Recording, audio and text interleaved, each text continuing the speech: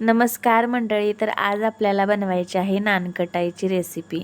तुम्ही ह्याला नानकटाई म्हणा किंवा कुकीज म्हणा किंवा बिस्किट एकच.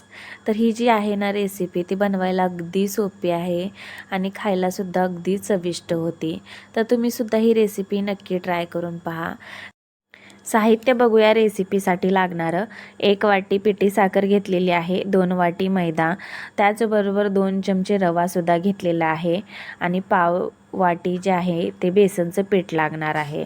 तर सर्वात अगोदर मंडळी आपल्याला तूप घ्यायचं आहे अर्धी वाटी आणि त्यामध्ये 1 वाटी साखर मिक्स केलेली आहे, पिठी साखर. ती छान अशी फेटून घ्यायची आहे आपल्याला आणि फेटल्यानंतर अगदी हे क्रीमी स्ट्रक्चर होतं. जशी क्रीम भेटते ना तशी ते हे क्रीमी स्ट्रक्चर होतं साखर फेटून घेतल्यानंतर तुपामध्ये. यानंतर यामध्ये ॲड करायचं आहे 2 वाटी मैदा, त्याचबरोबर विलायची पावडरसुद्धा ॲड केलेली आहे, पाव वाटी बेसन आणि 2 चमचे रवा टाकलेला आहे.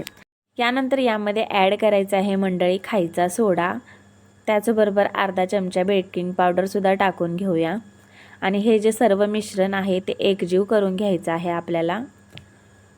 एकजीव करून झाल्यानंतर तुम्ही बघू शकता इथे जो पिठाचा आहे तो मुटका तयार झाल्यासारखा होतो. असं पीठ एकदम असं मस्त असं मऊसूद होतं. यानंतर यामध्ये आपल्याला ॲड करायचं आहे दूध.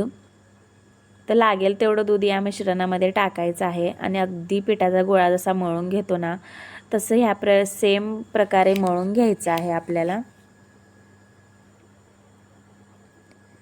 आणि रेस्ट करण्यासाठी ठेवूया अगदी 5 मिनिटे.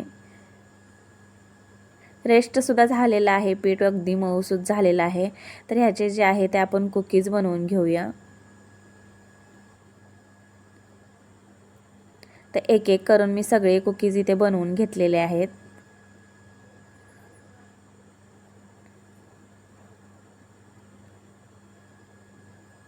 बनवायला अगदी इझी ही रेसिपी आहे.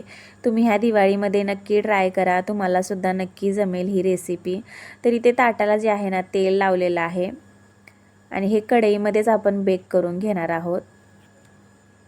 पण झालं काय मंडळी, इथे जे कुकीज आहेत ना ते मी खूप जवळ ठेवलेले आणि नंतर ते ना खूपच फुगले गेलेले होते. त्यामुळं मग मी 2-3 एक्स्ट्राचे जे आहेत ना ते काढून घेतलेले आहेत आणि 4-4 जे कुकीज आहेत तसेच मी बेक करून घेतलेले आहेत. तर अगदी असे जवळ ठेवू नका. अगदी 4-4 जरी करून घेतले ना कुकीज बेक तरी चालतं, कारण असे फुगले जातात आणि ते एकमेकांना चिकटतात यासाठी. तर मस्तच हे कुकीजसुद्धा बनवून तयार झालेले आहेत. कशी वाटली रेसिपी मला नक्की